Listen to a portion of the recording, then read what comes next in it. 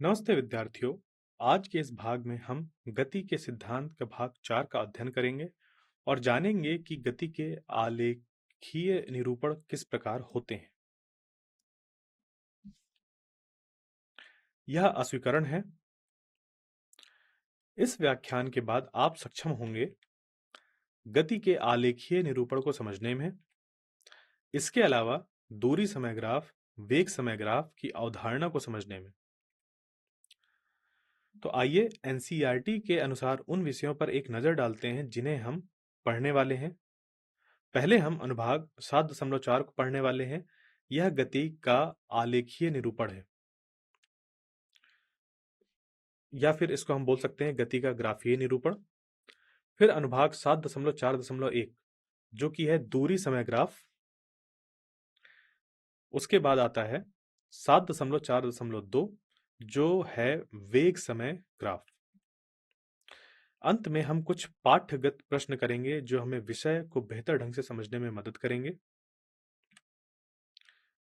तो देखिए, हम अब अनुभाग 7.4 से शुरू कर रहे हैं जो गति का एक ग्राफीय निरूपण है। हम अध्ययन करेंगे कि ग्राफों का उपयोग गति को वर्णित करने के लिए कैसे किया जाता है। यानी कि गति का वर्णन करने के लिए ग्राफ का उपयोग को समझना ही यहाँ पर हमारी प्राथमिकता है। हम जानते हैं कि ग्राफ विभिन्न घटनाओं के बारे में मूलभूत जानकारी को प्रस्तुत करने के लिए एक आसान और स्पष्ट तरीका प्रदान करते हैं। यानी कि ग्राफ की अगर हम बात करें तो जो मूलभूत जानकारी होती है उसको भी प्रस्तुत करने के लिए एक आसान और स्पष्ट तरीका होता है यह ग्राफ। जैसे अगर हम दैनिक जीवन में ग्राफ के उदाहरण को देखें, मान लीजिए कि आप क्रिकेट मैच देख रहे हैं और उस क्रिकेट मैच को देखते वक्त, जैसे कि एक दिवसीय क्रिकेट मैच के प्रसारण में लंबवत दंड आलेख एक टीम के प्रति ओवर रन को दर्शाते हैं, या गणित में एक सीधी रेखा का ग्राफ दो चरों वाले रैखिक समीकरण को हल करने में मदद करता है। तो हम क्या कर रहे हैं यहाँ पर कि जो ग्राफ हम बनाना चाह रहे हैं वो भी गति के लिए, वो कैसा होगा। यानी कि गति को अगर हमें रेखांकित करना है ग्राफ के माध्यम से तो कैसे हम कर सकते हैं उसको। तो होता क्या है कि रेखा ग्राफ का उपयोग किसी वस्तु की गति का वर्णन करने के लिए किया जाता है। यानी कि कोई वस्तु है, उसमें कुछ गति है, उसको अगर हमें वर्णित करना है, उसका या वर्णन करना है, तो कैसे हम रेखा ग्राफों का उपयोग कर सकते हैं यह हमें समझना है। तो रेखा ग्राफ हमें गति में शामिल महत्वपूर्ण भौतिक राशियों के बीच संबंध को दृश्यमान बनाने और समझने में मदद करते हैं। ये रेखांकन ग्राफ दिखाते हैं कि एक भौतिक राशि दूसरी राशि पर कैसे निर्भर करती है। उदाहरण के लिए वेग समय ग्राफ दिखाता है कि समय के साथ दूरी या वेग कैसे बदलता है। तो मान लीजिए कि हम दूरी समय ग्राफ के जो मूल बातें हैं उससे अगर हम शुरुआत करें, तो मान लेते हैं कि आपके पास एक दूरी समय ग्राफ है। तो वो दूरी समय ग्राफ वस्तु की स्थिति को समय के साथ कैसे बदल रहा है इसे दृश्य रूप से दिखाता है। यानी कि किसी वस्तु की स्थिति में समय के साथ होने वाले परिवर्तन को दूरी समय ग्राफ पर दर्शाया जा सकता है। जैसे कि यहाँ आप एक समान चाल से गतिमान किसी वस्तु के दूरी समय ग्राफ का एक उदाहरण देख सकते हैं। इस ग्राफ पर अगर आप ध्यान दें, ये क्या दिया हुआ है, ये दिया हुआ है एक समान चाल से गतिमान किसी वस्तु का दूरी समय ग्राफ। आपको इसको अच्छे तरीके से समझ लेना है कि जो y अक्ष है वो क्या उस पे क्या है, x अक्ष है उसमें क्या है, यह जो बीच में रेखा दिखाई दे रही है वो क्या है, वो क्या बता रही है, कैसे हम एक जो हमारे पास चीज है उससे दूसरी चीज कैसे निकाल सकते हैं। तो देखिए यहाँ पर समय x अक्ष के साथ आलेखित किया गया है और जो दूरी है उसको y अक्ष के साथ आलेखित किया गया है। यानी कि दूरी समय ग्राफ को हम ऐसे दिखाते हैं जैसे कि या जो ये जो दूरी समय ग्राफ है गति की विभिन्न स्थितियां दर्शा सकते हैं, जैसे कि एक समान चाल से गतिमान वस्तुएं, इसको भी आप दिखा सकते हैं, या असमान चाल से गतिमान वस्तुएं। तो होता क्या है कि जब एक समान चाल से गतिमान वस्तुओं की बात आती है तो हमें एक सीधी रेखा मिलती है, जबकि असमान चाल से गतिमान वस्तुओं के लिए एक वक्र रेखा, यानी क्योंकि उस पे गति जो है वह अपना बदल रही है, यानी कि उसकी जो चाल है वह बदल रही है, तो एक वक्र रेखा द्वारा दिखाई जाती है। त्वरण या फिर मंदन को दर्शाती है वह वक्र रेखा। जहां रेखा का ढलान गति को दर्शाता है, अधिक ढलान का मतलब है तेज गति। तो ये जो ग्राफ आप देख रहे हैं, इसमें y अक्ष पर दूरी और x अक्ष पर समय को दर्शाया गया है। इसी तरीके से जब हम दूरी समय ग्राफ बनाते हैं तो y अक्ष पर दूरी और x अक्ष पर हमेशा समय को दर्शाते हैं, जिससे पता चलता है कि कोई वस्तु स्थिर है या एक समान रूप से चल रही है, तेज हो रही है या धीमी हो रही है। कुछ भी हमें यहाँ से जानकारी मिल सकती है। तो जैसे विराम में रहने वाली वस्तुओं को एक क्षैतिज रेखा द्वारा दर्शाया जाता है, यानी कि एक रेखा जो कि समानांतर होती है एक्स अक्ष के, वह विराम अवस्था में जो वस्तुएं हैं उनको प्रस्तुत करती है। तो चलिए बात करते हैं दूसरी समय ग्राफ के बारे में, जब कोई वस्तु एक समान चाल से गति कर रही हो। मान लीजिए सबसे पहले कि हम लोग तो ये जानते ही हैं कि जब कोई वस्तु समान समय अंतरालों में समान दूरियां तय करती है तो वह एक समान चाल से गति करती है। इसका अर्थ है कि वस्तु ना तो चाल बढ़ा रही है और ना ही चाल घटा रही है, यह सिर्फ उसी चाल से गति करती रहती है।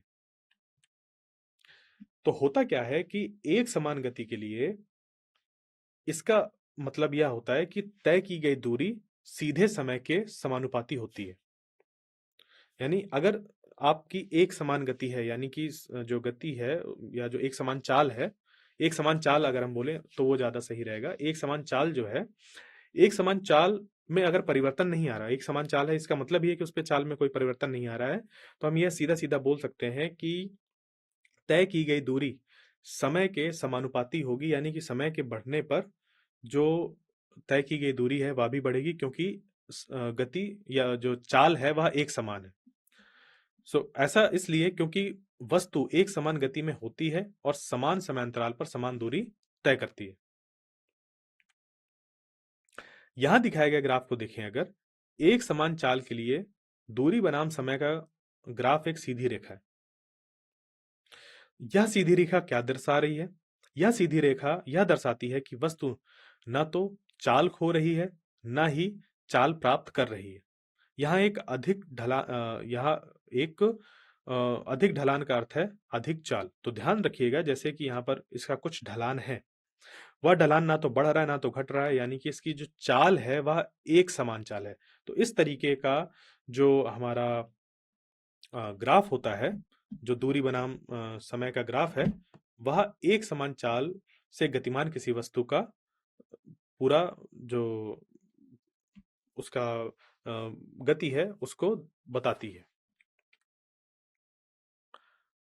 तो अब यहां पर अगर हम आगे बढ़ें और ध्यान दें कि यहां दिखाए गए ग्राफ को देखिए, ये जो आपके सामने ग्राफ है इसमें यह देखें कि यहां ग्राफ का ओबी हिस्सा, ओ से लेकर बी तक का जो हिस्सा है, इसमें है क्या? गौर से देखिएगा कि ग्राफ का ओबी हिस्सा दूरी के एक समान दर से बढ़ने को दर्शाता है। ध्यान दें कि यह रेखा ओबी सीधी है और इसमें कोई वक्र नहीं है, कोई इस पे घुमाव नहीं है। यह रेखा शून्य से शुरू होती है, जो हमें यह बताता है कि वस्तु ने विरामावस्था से गति शुरू की है। यानी कि यह ग्राफ हमें बता रहा है कि वस्तु समान समय अंतरालों में समान दूरी तय कर रही है, या इस तरीके का जो ग्राफ होता है वह हमें यह बताता है कि समान समय अंतरालों में समान दूरी तय करने वाली वस्तु को हम इस तरीके से प्रदर्शित कर सकते हैं। यानी कि यदि विस्थापन का परिमाण y अक्ष के अनुदिश तय की गई दूरी के बराबर हो तो एक समान वेग की संज्ञा का उपयोग किया जा सकता है। इसका सीधा सा मतलब यह है कि यदि कोई वस्तु सीधी रेखा में गति कर रही है तो विस्थापन दूरी के बराबर होगा और हम जानते हैं कि वेग विस्थापन के लिए जो हम अगर निकालना चाहें तो कैसे निकाल सकते हैं? आप क्या करिए, इसको समय से विभाजित करके आसानी से प्राप्त कर सकते हैं।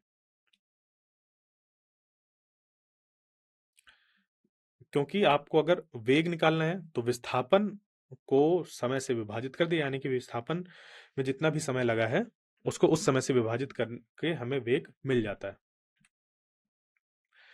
अब चलो देखते हैं कि दूरी समय ग्राफ का उपयोग गति की गणना करने के लिए कैसे किया जाता है। इस ग्राफ में ग्राफ के एक छोटे से हिस्से AB पर विचार करें। अब बिंदु A से x अक्ष के समांतर एक रेखा खींचे और बिंदु B से y अक्ष के समांतर एक अन्य रेखा खींचे। वे बिंदु C पर मिलती हैं। ध्यान दें अगर आप यहां पर कि आपने बिंदु A से, ये जो बिंदु A है, इससे x अक्ष पर, ये जो बिंदु A है, इस बिंदु से x अक्ष पर एक समानांतर रेखा खींची और B से आप ऐसे देखिए, जैसे ये बिंदु A है, इस बिंदु A से x अक्ष के समानांतर, यानी कि इस x अक्ष के समानांतर जब आप खींचेंगे तो ये वाली लाइन बनेगी, ठीक है? क्योंकि x अक्ष आपका ये वाला है और ये वाला x अक्ष अगर आपका है तो इसके समानांतर ये वाली लाइन बनेगी जो कि A से बन रही है। और वहीं पर अगर आप यहाँ पर देखें बिंदु B से y अक्ष के समानांतर, तो y अक्ष ये है और इस y अक्ष के समानांतर ये है इधर। तो अब यहां पर अगर आप देखें, ये C पर मिल रही हैं, ठीक है? बिंदु C पर मिल रही हैं। कैसे? तो अब क्या करेंगे आप? ग्राफ से हम देख सकते हैं कि बिंदु AC हमें समय T2 T2 और T1 के बीच का समय अंतराल देता है। हम बिंदु A और C से लाइनों को x अक्ष तक बढ़ा रहे हैं, जहां बिंदु T1 और T2 स्थित है। इस ग्राफ में रेखा BC हमें वस्तु द्वारा तय की गई दूरी दिखाती है, जो प्रारंभिक दूरी S1 में से अंतिम दूरी S2 घटाकर प्राप्त की जाती है। तो यानी कि अगर आप यहां पर B और C निकालना चाहें, ये BC, तो ये बराबर हो जाएगा तय की गई दूरी, क्योंकि जो वस्तु है वो A से लेकर B तक पहुंची है। कितने समय अंतराल में? T2 माइनस T2 ऋण T1। तो यहां पर अगर हमें तय की गई दूरी निकालना है तो ये हो जाएगा S2 ऋण S1। यानी कि ध्यान दीजिएगा, यहां पर AC जो है वो हमारा समय अंतराल है, जो कि T2 ऋण T1 करके निकाला जाएगा। अब हमारे पास तय की गई दूरी जो है वो हो गई S2 ऋण S1 और दूरी को तय करने में लगा समय T2 ऋण T1। इससे हम आसानी से जो चाल है वह निकाल सकते हैं। तो V बराबर हो जाएगा S2 ऋण S1 बटे T2 माइनस T2 ऋण T1। यानी कि आप यहां से V के मान को ज्ञात कर सकते हैं। अब हम दूरी समय ग्राफ के बारे में अगर अध्ययन करें तो हमें इस पे त्वरित गति अगर दिखानी हो तो कैसे हम दिखाएंगे? यानी कि अब ये दूरी समय ग्राफ त्वरण या त्वरित गति को दर्शाने के लिए भी उपयोग किए जा सकते हैं, पर कैसे बनाने होंगे, किस तरीके के बनाने होंगे? पहले तो आप इस सारणी को देखिए, जो सारणी 7.2 है या तालिका 7.2। इसमें क्या है कि एक कार द्वारा 2 सेकंड के अंतराल में तय की गई दूरी लिखी हुई है। तो आप क्या देख सकते हैं? 2 सेकंड पर ये क्या हुआ कि ये दूरी 1 मीटर तय की गई, फिर 2 सेकंड पर आगे ये 4 मीटर दूरी हो गई। तो आप इसको ऐसे समझिए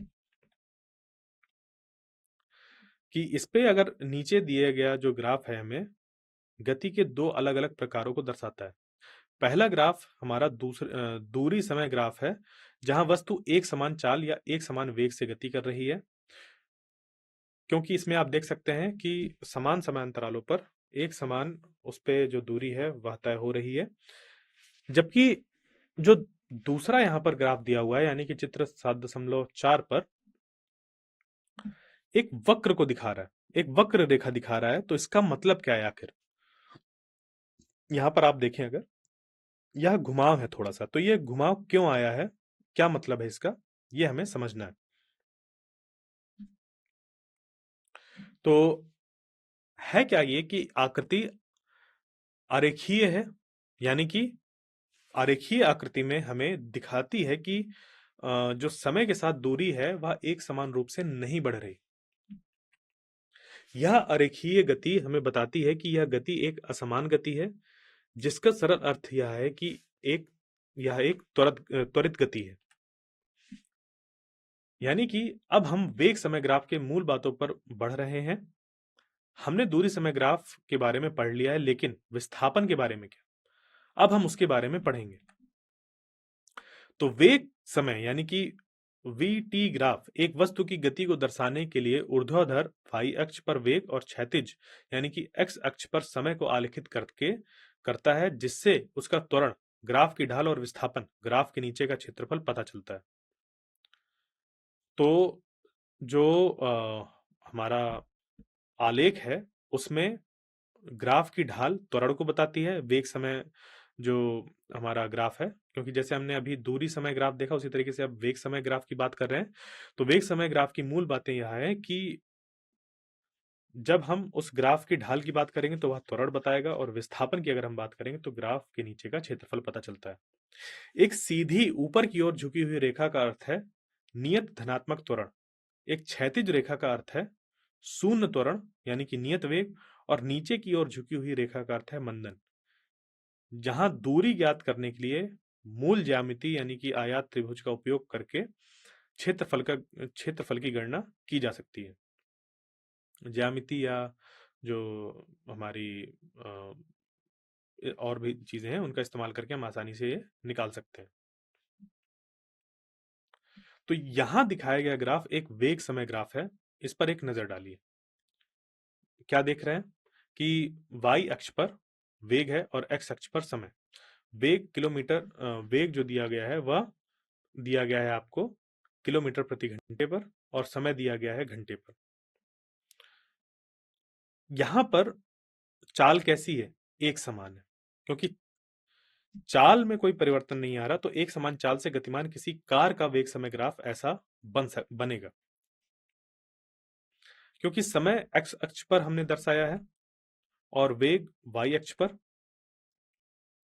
तो एक समान यानी कि एक समान वेग यानी कि हम कह सकते हैं कि एक सीधी रेखा में स्थिर गति से गतिमान किसी वस्तु के लिए वेग समय ग्राफ में ग्राफ एक सीधी क्षैतिज रेखा होती है, जो समय यानी कि x अक्ष के समानांतर होती है। क्योंकि समय x अक्ष पर बढ़ने के साथ इसका वेग मान y अक्ष पर नहीं बदलता, जो शून्य त्वरण को इंगित करता है। तो इसको हम कुछ ऐसा समझ सकते हैं कि समय के साथ जो वेग है उसमें कोई परिवर्तन नहीं आ रहा, वह एक समान है। तो क्योंकि समय यानी कि x अक्ष पर बढ़ने पर इसके साथ इसका वेग मान जो y अक्ष पर है वह नहीं बदल रहा है, तो यह शून्य त्वरण को इंगित करता है, यानी कि त्वरण इसमें मौजूद नहीं है। उदाहरण के लिए एक कार 40 किलोमीटर प्रति घंटे के एक समान वेग से गति कर रही है। इस रेखा की ऊंचाई समय के साथ अपरिवर्तित रहती है। इसका मतलब यह है कि वेग समान है। तो आप इसको ऐसे भी समझ सकते हैं कि एक्स अक्ष के साथ अगर आप देखें तो यह जो रेखा है उसके बीच दूरी हमेशा बराबर ही है, यानी कि इसमें कोई परिवर्तन नहीं आ रहा है। एक्स अक्ष और इस रेखा के बीच में जो ऊंचाई है वो हर जगह पर समान है, यानी कि अपरिवर्तित है। तो इसका मतलब यह है कि वेग जो है वो समान है। तो याद रखें कि दूरी समय ग्राफ में एक्स अक्ष के समानांतर खींची गई सीधी रेखा यह दर्शाती है कि वस्तु विरामावस्था में है, जबकि वेग समय ग्राफ में एक्स अक्ष के समानांतर खींची गई सीधी रेखा यह दर्शाती है कि वस्तु एक समान चाल से गति कर रही है। अब आइए वेग समय ग्राफ और विस्थापन के बीच के संबंध को देखते हैं।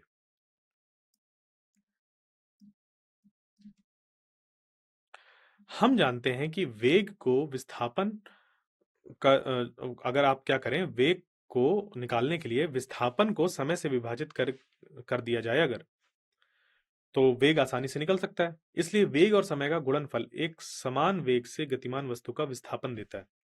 तो यहां पर ध्यान दीजिएगा कि एक समान वेग से गतिमान वस्तु का विस्थापन मिल जाता है जब हम वेग और समय का गुणनफल करते हैं।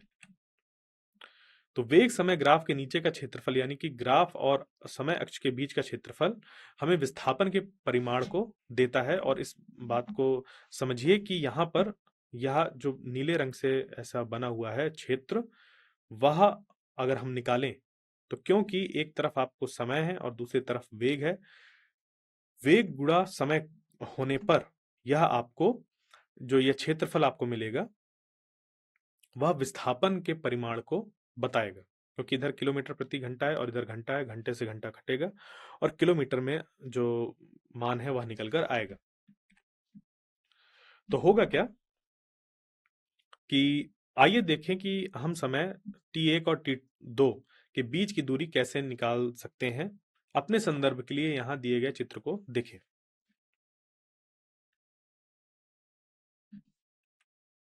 दूरी का पता लगाने के लिए आपको पहले ग्राफ पर T1 और T2 यानी कि T1 और T2 से लंबवत रेखाएं खींचनी होंगी। तो आपने क्या किया, जो यहाँ पर T1 और T2 है उससे एक लंबवत रेखा खींच दी इधर और ऐसे इधर। 40 किलोमीटर प्रति घंटे का वेग AC या BD ऊंचाई द्वारा दर्शाया गया है और समय T2 ऋण T1 को लंबाई AB द्वारा दर्शाया गया है। इसलिए समय T2 ऋण T1 में कार द्वारा तय की गई दूरी S को इस प्रकार व्यक्त किया जा सकता है। S बराबर हो जाएगा AC गुणे AB, यानी कि 40 गुणे T2 ऋण T1 किलोमीटर। यानी कि कार द्वारा तय की गई दूरी S को आयात ABDC, ये जो है इसका अगर हम इसका आयत का मतलब इस आयत का अगर हम क्षेत्रफल निकाल लें, आयत नहीं, इस आयत का अगर हम क्षेत्रफल निकाल लें तो हमारा काम बन जाएगा। यानी कि चित्र 7.5 में छायांकित क्षेत्रफल द्वारा इस आयत का क्षेत्रफल दर्शाया गया। तो हम क्या करें, एक समान त्वरित गति के लिए वेग समय ग्राफ अगर देखें, एक समान त्वरण का सीधा मतलब है कि वस्तु एक स्थिर दर से त्वरित हो रही है। तो अब यहां पर हम क्या करने वाले हैं, एक समान त्वरित गति के लिए वेग समय ग्राफ क्या होगा।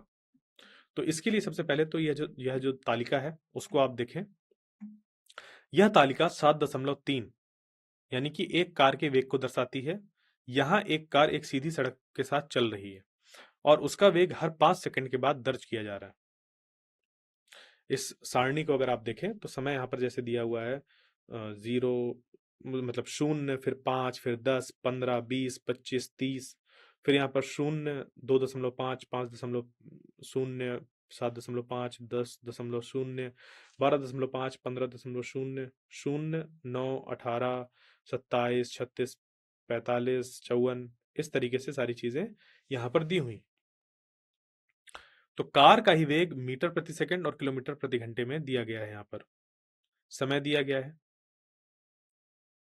यानी कि अगर हम एक वेग समय ग्राफ बनाएं तो जो हमें ऊपर दी गई तालिका है उससे हमें कुछ इस तरीके का जो ग्राफ है वह प्राप्त होगा। तो रेखा हमें दिखाती है कि यह एक समान त्वरित गति है। यदि कोई समय वेग समय ग्राफ एक्स अक्ष के समानांतर रेखा दिखाता है तो इसका मतलब है कि वस्तु में एक समान त्वरण है। हालांकि रेखा की ढलान है जो एक सीधी रेखा है जो हमें बताती है कि एक समान त्वरित गति है, इस पे त्वरण है और एक समान त्वरित गति है, क्योंकि समय के साथ जो वेग है वह बढ़ता जा रहा है और वो भी एक समान तरीके से। तो यहां पर क्या होगा कि यह ग्राफ दिखा रहा है कि वेग समान समयांतरालों में समान मात्रा में बढ़ रहा है, जो एक सीधी ऊपर की ओर झुकी हुई रेखा है, और वेग समय ग्राफ पर जो एक समान त्वरण को दर्शाता है, जहां तीव्रता या जो ढलान है गति परिवर्तन की एक निरंतर दर को दर्शाती है। यानी कि इस प्रकार एक समान त्वरित गति के लिए वेग समय ग्राफ का एक सीधी रेखा होता है यानी कि आप यह भी कह सकते हैं कि जब भी आप इन प्रकार के ग्राफ देखें जहां वेग समय ग्राफ एक सीधी रेखा है जिसकी ढलान है, तो आप यह कह सकते हैं कि यह एक समान रूप से त्वरित गति है। तो क्या हम एक वेग समय ग्राफ से दूरी की गणना कर सकते हैं? जवाब हाँ है। अब आइए देखते हैं कि हम ऐसा कैसे कर सकते हैं। वेग समय ग्राफ के अंतर्गत क्षेत्रफल एक निश्चित समय अंतराल में किसी वस्तु द्वारा तय की गई दूरी को निरूपित करता है। यानी कि अगर हम दूरी ज्ञात करें उस स्थिति में जब कोई वस्तु एक समान वेग से गति कर रही हो, तो इसके लिए ध्यान दें कि यह एक रेखा है जो एक्स अक्ष के समानांतर है, इसलिए हमें पुष्टि हो जाती है कि यह एक समान वेग का ग्राफ है। जैसा कि आप इसमें देख सकते हैं, यदि कोई कार एक समान वेग से गति कर रही है तो तय की गई दूरी ग्राफ के अंतर्गत क्षेत्र एबीसीडी द्वारा दर्शाई जाती है। और हमारे विषय को यहाँ पर अगर हम जारी रखते हुए देखें तो होगा क्या कि एक समान त्वरित गति के मामले में एक कार द्वारा तय की गई दूरी की गणना कैसे कर सकते हैं। तो यहाँ पर हम क्या कह रहे हैं कि हमने एक समान वेग का मामला देखा था अपने पिछले जो ये चित्र थे, जहां हमने एक्स अक्ष के समानांतर एक रेखा देखी थी, लेकिन यहां हम वेग समय ग्राफ में एक झुकी हुई रेखा देखते हैं। यानी कि जब वेग में त्वरण के कारण परिवर्तन होता है तो तय की गई दूरी s को वेग समय ग्राफ के अंतर्गत क्षेत्रफल ABCD द्वारा दर्शाया दिया जाता है। यानी कि जब त्वरण के कारण वेग में परिवर्तन होगा तो जो तय की गई दूरी s है वो वेग समय ग्राफ के नीचे के क्षेत्रफल ABCDE द्वारा दर्शाया जाएगा। जैसा कि आप यहाँ पर ABCDE ये देख सकते हैं। तो चलिए देखते हैं कि हम इस वेग समय ग्राफ का क्षेत्रफल कैसे निकाल सकते हैं जो एक समान त्वरित गति को दर्शा रहा है। हम देखते हैं कि यह क्षेत्र मूल रूप से दो खंडों में विभाजित किया जा सकता है। एक आयत है, दूसरा त्रिभुज है। ठीक है, तो एक आयत है और दूसरा त्रिभुज है। पहले हम आयत का क्षेत्रफल निकालेंगे।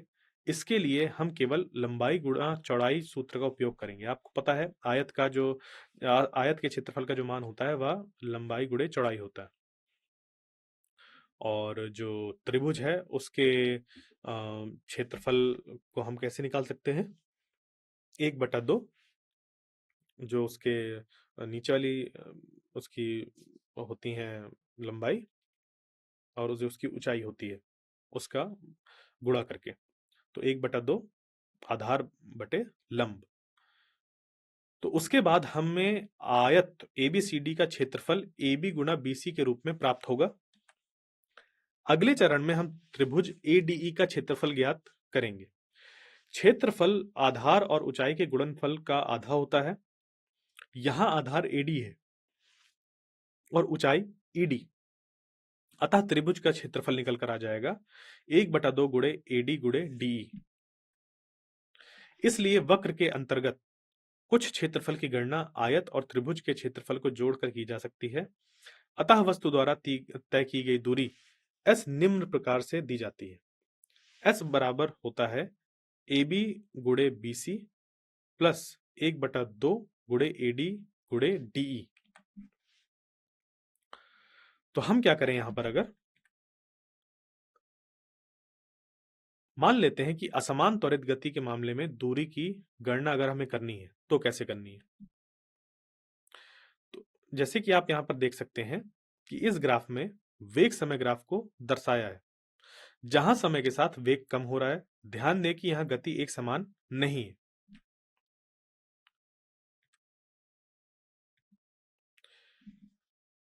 अब यहां एक और उदाहरण दिया गया है जो वेग के समय के साथ समान रूप से बदलने का ग्राफ दर्शाता है। अब आप सभी को इस ग्राफ को समझने में प्रयास करना चाहिए। आप देख सकते हैं कि कभी वेग बढ़ रहा है, कभी घट रहा है। समय के साथ वेग कभी बढ़ रहा है, फिर घट रहा है, बढ़ रहा है, फिर घट रहा है। यहाँ पर अगर आप देखें तो वेग बढ़ा, घटा, बढ़ा और घटा।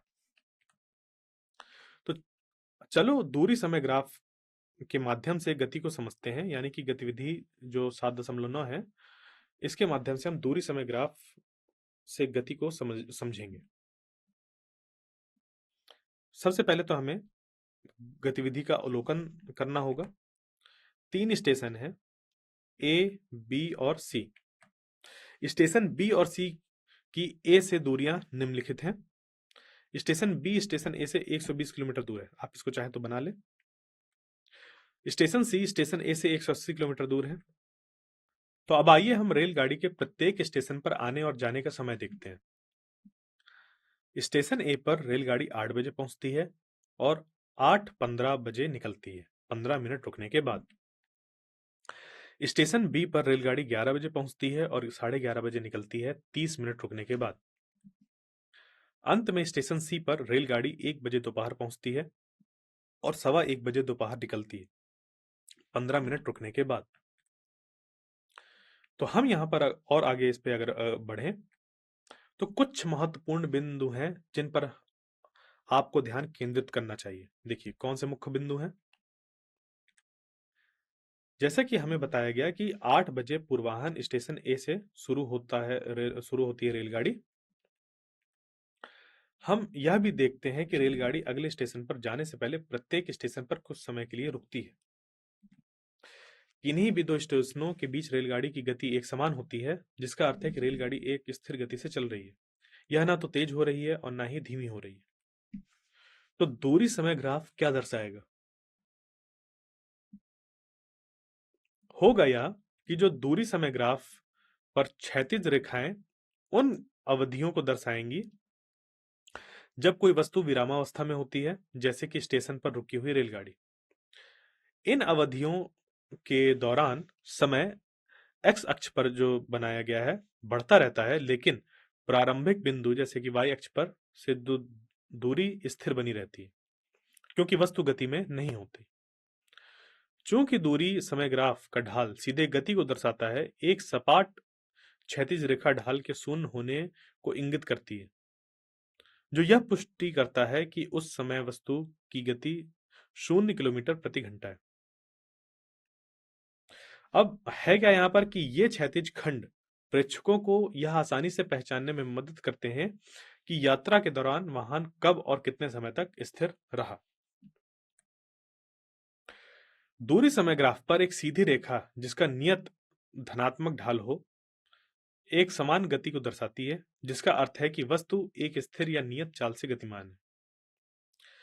इस अवस्था में वस्तु समान समय अंतरालों में समान दूरी तय करती है, जिसके कारण समय के साथ रेखा बाएं से दाएं लगातार ऊपर की ओर बढ़ती है। तो होगा क्या कि रेखा का ढाल सीधे वस्तु की चाल के बराबर होता है, इसलिए एक अधिक धनात्मक ढाल का अर्थ है अधिक नियत चाल, जबकि एक कम ढाल का अर्थ है धीमी चाल। तो चूंकि इस खंड में ढाल अपरिवर्तित रहता है, यह पुष्टि करता है कि वस्तु ना तो त्वरित हो रही है ना ही मंदित, बल्कि एक निश्चित गति से गतिमान है। इस पे ही हम आगे अगर और देखें तो दूरी समय ग्राफ बनाने के चरण क्या होंगे। तो आइए देखें कि दूरी समय ग्राफ बनाने के लिए हम कौन कौन से कदम उठाएंगे। एक्स अक्ष समय दिखाएगा जो घंटों में लिया गया है। दूरी को वाई अक्ष पर दर्शाया जाएगा और दूरी को किलोमीटर में लिया जाएगा। अब हम स्टेशनों पर आगमन और प्रस्थान के समयों के अनुरूप बिंदुओं को उनकी दूरियों के साथ चिन्हित करते हैं। तो समान गति को दर्शाने के लिए बिंदुओं को सीधी रेखाओं से जोड़ें। स्टेशनों पर रुकने के समय को दर्शाने के लिए क्षैतिज रेखाओं का उपयोग करें, यानी कि जैसे आप यहाँ पर देख सकते हैं क्षैतिज रेखाएं हो गई और ये सीधी रेखाएं हो गई थी। यहाँ पर क्षैतिज यानी कि इसको हम अंग्रेजी में हॉरिजेंटल बोलते हैं। ठीक है, क्षैतिज को हम लोग अंग्रेजी में हॉरिजेंटल बोलते हैं। तो स्टेशनों पर रुकने के समय को दर्शाने के लिए क्षैतिज रेखाओं का उपयोग किया जाता है। यानी कि होगा क्या कि इस ग्राफ को अगर हम देखें तो जो स्टेशन ए से स्टेशन बी और स्टेशन सी तक रेलगाड़ी की यात्रा को दर्शाता है, यहाँ नीली रेखा रेलगाड़ी के स्टेशनों के बीच एक समान गति से चलने को दर्शाती है। आप देख सकते हैं कि नीली रेखाओं का ढलान है जो हमें बताती है कि रेलगाड़ी उस भाग के लिए गति में और गति एक समान है।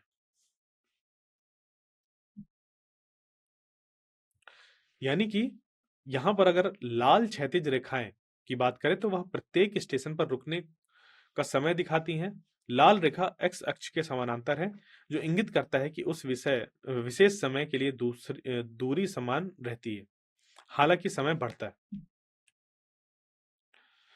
अब हर एक बिंदु रेलगाड़ी के स्टेशनों पर आने के समय दिखाते हैं।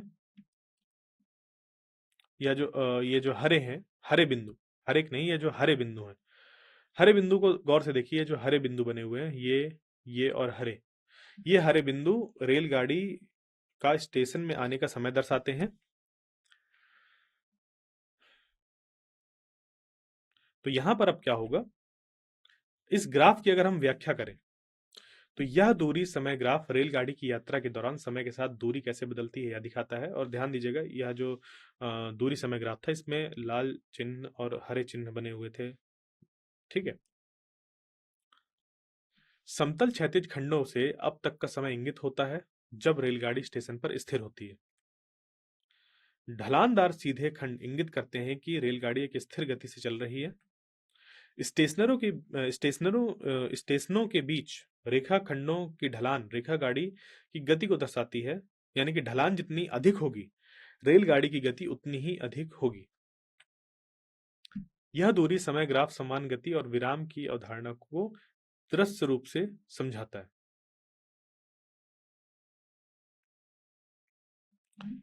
तो आइए हम गतिविधि 7.10 करें, जहां हम दूरी समय ग्राफ का उपयोग करके विभिन्न लोगों की गतियां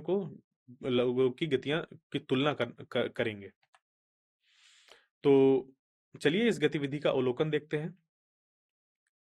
हमारे पास दो छात्र हैं, फेरोज और सानिया। दोनों एक ही समय पर अपने घर से, जो कि एक ही बिंदु है, शुरू करते हैं।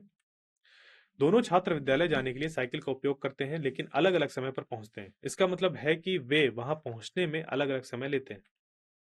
अब यहां दिया गया तालिका अगर देखा जाए तो यह तालिका दोनों के द्वारा अलग अलग समय पर तय की गई दूरियों को दर्शाती है।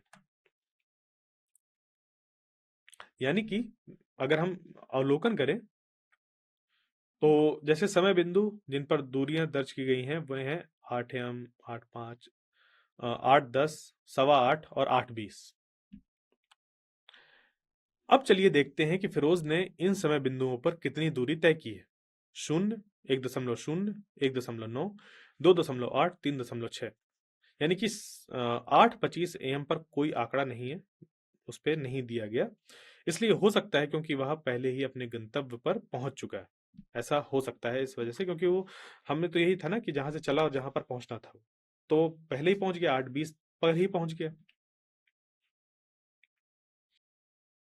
तो सानिया द्वारा किलोमीटर में तय की गई दूरी अगर हम देखें तो पहले है 0, फिर 0.8, 1.6, 2.3, 3.0 और 3.6। ये सारी किलोमीटर में तय की गई दूरी है।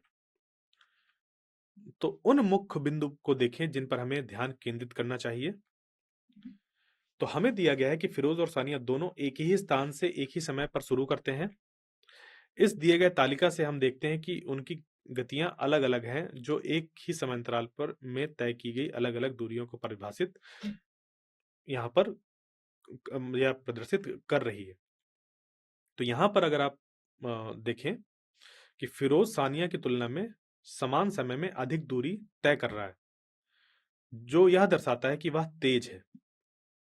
यानी कि उनकी चालें अलग अलग हैं, जो समान समय अंतरालों में तय की गई अलग अलग दूरियों से दर्शाई गई।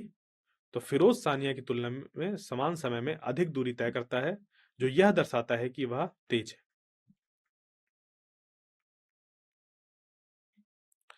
आइए इसको हम और आगे देखते हैं। तो चलिए दूरी समय ग्राफ बनाने के लिए उपयोग किए गए चरणों को देखते हैं। ये आपके सामने एक तालिका है। एक्स अक्ष समय को मिनटों या घंटों में दर्शाएगा। यहां आप मिनटों का उपयोग कर सकते हैं क्योंकि समय के अंतरालों के बीच का अंतर ज्यादा नहीं है, इस कारण से। तो किलोमीटर में तय की गई दूरी वाई अक्ष पर दिखाई गई है। वाई अक्ष पर तय की गई दूरी किलोमीटर में उपयोग करनी है। अब हमें प्रत्येक दिए गए समय पर फिरोज और सानिया के लिए बिंदुओं को आलेखित करना है। हमें केवल प्रत्येक व्यक्ति के बिंदुओं को जोड़ने वाली रेखाएं बनाने की आवश्यकता है ताकि उनकी गति दिखाई दे सके। हम फिरोज और सानिया के ग्राफ के बीच अंतर करने के लिए अलग-अलग रंग या प्रतीकों का उपयोग कर सकते हैं। इस तरह हम फिरोज और सानिया दोनों के लिए ग्राफ पर बिंदुओं के स्थिति के बीच आसानी से अंतर कर सकते हैं। इसमें फिर और अगर हम देखें कि हम देखेंगे कि ग्राफ की व्याख्या कैसे की जाती है। जैसे कि आपके सामने यह दो ग्राफ हैं। तो हमें दिखाया गया है ग्राफ में कि फिरोज और सानिया की गतियों का एक ये दृश्यात्मक तुलना है। यह नीली रेखा जिस पर वृत्त है वह फिरोज की गति को दर्शाती है। पूरी तरीके से अगर आप यहाँ पर ध्यान दें तो नीले जो रेखा है उसमें छोटे-छोटे वृत्त बने हुए हैं और उसी की यहाँ पर बात हो रही है। तो नीली रेखा जिस पर वृत्त हैं वह फिरोज की गति को दर्शाती है। वृत्तों वाली लाल रेखा सानिया की गति को दर्शाती है। यानी कि अगर एक्स अक्ष 8 एएम के बाद मिनटों में अगर हम समय दिखाते हैं इसका और वाई अक्ष पर किलोमीटर में तय की गई दूरी दिखाई गई है तो क्या होगा कि एक अधिक ढलान उच्च गति को इंगित करता है। हम देख सकते हैं कि फिरोज का ग्राफ सोनिया के ग्राफ की तुलना में अधिक ढलान वाला है और इससे क्या होगा कि यह ग्राफ अपेक्षित गति के अवधारणा और समय के द्वारा तय की गई दूरी को कैसे प्रभावित करता है उसे समझाता है। तो यहां पर क्या होगा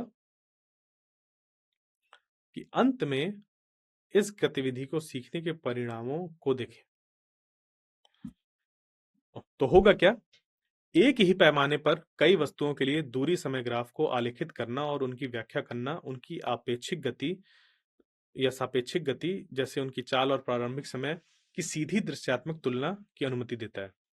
उन्हें आलेखित करने के लिए समय को एक्स अक्ष पर और दूरी को वाई अक्ष पर एक समान पैमाने का उपयोग करके रखा जाता है जो दोनों वस्तुओं के सभी आंकड़ों बिंदुओं को समायोजित करता है। जब व्याख्या की जाती है तो अधिक ढलान वाली रेखा जो कि ज्यादा ढलान वाली रेखा है तेज गति से चलने वाली वस्तु को पहचानती है क्योंकि रेखा का ढलान सीधे चाल को दर्शाता है। यानी कि अगर हम प्रतिच्छेदन करते हुए रेखाओं उस सटीक क्षण और स्थान को दर्शाती हैं जहां एक वस्तु दूसरी को पीछे छोड़ती है या उससे मिलती है। इन जो बहुरेखा ग्राफ है इनका विश्लेषण करके यह जल्दी से निर्धारित किया जा सकता है कि किसी वस्तु ने एक निश्चित समयावधि में अधिक दूरी तय की है या किसे अधिक बार रुकना पड़ा जो क्षैतिज खंडों द्वारा दर्शाया गया है। हमने ग्राफ के ढलान और गति के बीच के संबंध को भी समझा। अधिक ढलान का अर्थ है अधिक गति। हमने यह भी पहचाना कि दो वस्तुएं एक ही पथ पर भिन्न गति और यात्रा समय रख सकती हैं। हमने गति आंकड़ों का विश्लेषण करके और ग्राफ से निष्कर्ष निकाल के कौशल भी विकसित किए। मैं आशा करता हूं जो मैंने आपको चीजें बताई हैं समझ पर आई होंगी। मिलते हैं अगले व्याख्यान में, तब तक के लिए धन्यवाद।